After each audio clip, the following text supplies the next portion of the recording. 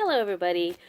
This is just an impromptu little video I am doing because I went to buy some books today.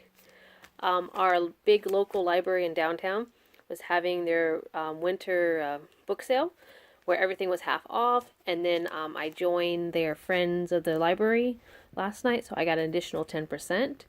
I ended up with the first stack I'm going to show you is what I got there. Which basically I got it for less than $7 type of thing. So let's get started. First thing is Susan Wiggs, Map of the Heart. I've been wanting to read this book for a while. I've had it a couple times at from the library's physical copy and ebook copy. I just haven't had a chance to read it. My mom read it and she said it was pretty good, type of thing. It's like normally it was $1.50, but like I said, I got it for half off plus the additional 10%. It's kind of like a romance type of thing. Then the next one is Oathbreakers, part of the Mercedes Lackey series, which I haven't. I've been trying to collect all of them, type of thing. This one I believe is the third or fourth part of the series, and this is book 2 of this particular one. It's like a fantasy, otherworld type of thing. She's like one of my favorites of fantasy. Like hers, Patricia Briggs, and Rick Rondon type of thing are like kind of my three main like kind of fantasy kind of books. But of course, Rick's more mythology and young adult type of thing. So this one's a pretty good one. Then I have Jasmine Nights. This is a historic fiction type of thing. It kind of goes between Cairo, Istanbul during World War II, which I'm kind of like getting big into World War II. I've never really read this author, which is Julia Greason, but it sounded pretty cool type of thing. And plus, I love anything dealing with Egypt, because eventually down the line, I would like to go visit there, be it on a cruise or our own type of excursion type of thing, because like I said, I'm a world traveler. Then I have People of the Raven. This is by Michael Gear and Catherine O'Neill Gear. They're the husband and wife team that does the novels of the prehistoric North American type of thing. This is, I'm not sure what number it is, but again, this is another series that I'm trying to collect every single one before I go back and reread all of them. Currently, I'm on People of the Lakes, which is number 7, but I do have some other ones in, like right after that. This one I think is probably number 13. You can kind of read them individually, but I like to read them back to back to back to back if possible. So check them out. He also has another new series out that deals with like Civil War, then also his own little turn of the fantasy type of realm, with again with history, which has like Outpost, and I forgot the newest one I think is Abandonment. But look, check out Michael Gear and Catherine O'Neill Gear. They're both really good, and she does her own little series as well with the I believe it's the Incas. I think it's the Inca Indians, Native American. I mean, tribe and stuff. It's like really good. Then I have another Mercedes Lackey. This is Ari. This is part of their Dragon Jouster series. This is book 4. I haven't read the other ones, but again, with her, I want to keep getting all the collection before I read. So, it's like dragons, people riding dragons, fantasy world. Like I said, fantasy is one of my key things. And still keeping with her in line, here's another Mercedes. This is By the Sword. This one is in the same realm as this one and a few other ones that I have. So it's like I just really love the color, the covers and stuff. Really pretty, very pretty covers. So, and then I have another historic fiction. This is called The Queen's Secret by Victoria Lamb. This is about the Tudor court. That is one of my favorite time periods. Ancient Greece, ancient Rome, ancient Egypt, and Tudor court in England. Those are my main ones, but again, I'm kind of branching towards like World War II and more now, like within this type of time frame. But this one's pretty much, it says, in the court of Queen Elizabeth I, romance and intrigue could cost you more than your heart. They can cost you your head. My favorite Tudor queen was actually Anne Boleyn, which is, she gets a bad rap.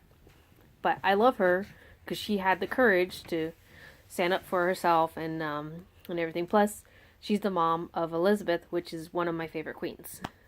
So, and then going to ancient Egypt, this one is Child of the Morning by Paulina Gedge. I think that's how you pronounce her name. She also does a couple things with the Tudor court, but this is one of her Egypt series. So, I've been having it on my TBR for a while, and the cool thing is who forwards it, Michelle Moron. She's another author I like reading too. And then I have a Tad Williams, Otherland. This one I've been eyeing for a while. I might have an edition in my bedroom bookcase, but I haven't had a chance to organize. I need to organize all my bookcases, all my book totes, and everything. If I do have this one, I'm probably going to donate it to Goodwill, or when I'm on my cruise again, I'm going to leave it at the library there, which I like doing. And then I got two more from the library hall. This is again another Julia Gregerson. This is Band of Angels. And then again, this is set in different with war and everything. So, and I want to kind of read her East of the Sun, which is I heard is a really good one. And then last one from the library is another Mercedes Lackey. This one's also co-wrote with James Malloy. This is part of the Enduring Flame series, which is another series that she does. So, I have three books that I believe go before this one, but I have to go on Goodreads and double check which one is the first one type of thing. So, like I said, I got all that for less than $7 because being the sale and then also Friends of the Library, which I'm so happy to be because now since I am a Friends of the Library member, I can actually volunteer at the library. Yeah. So one of my goals of being involved with the library and everything is now starting to get in place. So when I have time, which might be coming up soon because work has been very slow, I might see about volunteering there. Either in their little gift shop that they have, in the bookstore, or even shelving the books. This way I can get myself, my feet wet in that area. The next place I went to was the Dollar Tree. So, let me just get it real quick. I put it down here. And normally, people think Dollar Tree, they won't have good books. I'm like, yeah, they now got really good books. Like, I was actually having 5 books picked out, but I'm like, nah, 2 of them I wasn't sure, so I actually ended up getting 3. So, this one is Under the Harrow. This is an author I don't know. These are authors I don't know about, but again, one of my new resolutions for this year is to read more unknown authors or, brand new to me. And this is by Flynn Burry, and it was an Edgar Award finalist, which is kind of nice. And it sounds like it's going to be kind of like a mystery thriller type of thing.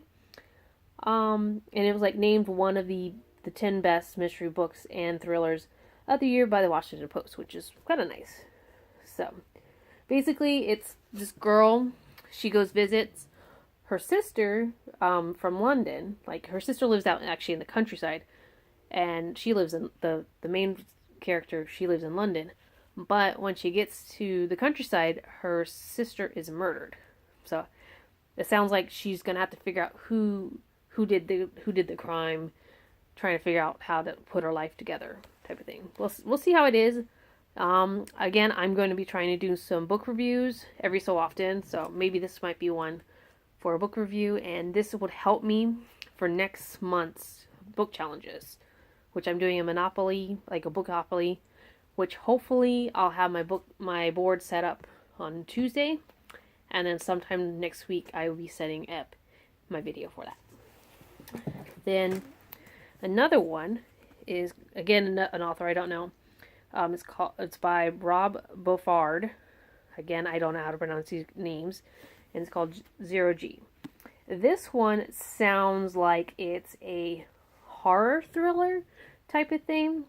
It says on the back, it says Outer Earth is a giant space station orbiting the dead remains of our planet. It is humanity's last refuge. Riley Hale may be the newest member of Outer Earth law enforcement team, but she feels like less in control than ever. And she's like a doctor bent on revenge, blackmailing her, but she has to, like, I guess, figure out how to survive and then try to not to get blackmailed too much. This sounds pretty interesting. This is, like I said, I'm trying to get more into different genres. So horror, thriller, mystery thriller, psychological thriller. Later on, I might do a review on Then She Was Gone, a book I just finished, and I'll tell you more about that if I do that one. Then my last one I got is called The Country of Red Azaleas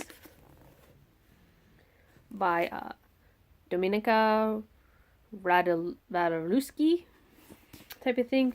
This one is about friendships between two different women. One is from, let me see what it says in here. One is from Serbia, and one is from a Bosnian. Again, there's going to be war type of thing. So, I like the cover, and it sounded pretty interesting. And I'm trying, like I said, I'm trying to get more into historic fiction. I'm trying to get more into thrillers, more into horror this year. New authors. So 3 books, $3.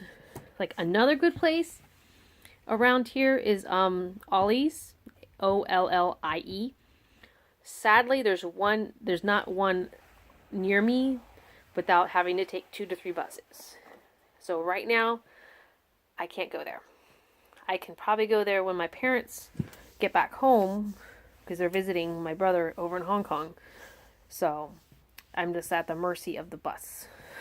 And it was kind of fun carrying my bag with all those books today. I'm like, I'm going home after I did this. So, well, I hope you have a wonderful Saturday, because it's Saturday tonight.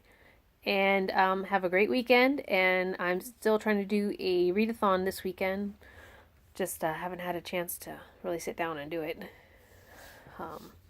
But read beyond your reading horizons and have a wonderful time. And I hope you have a good week if I don't see you before then. Okay, bye.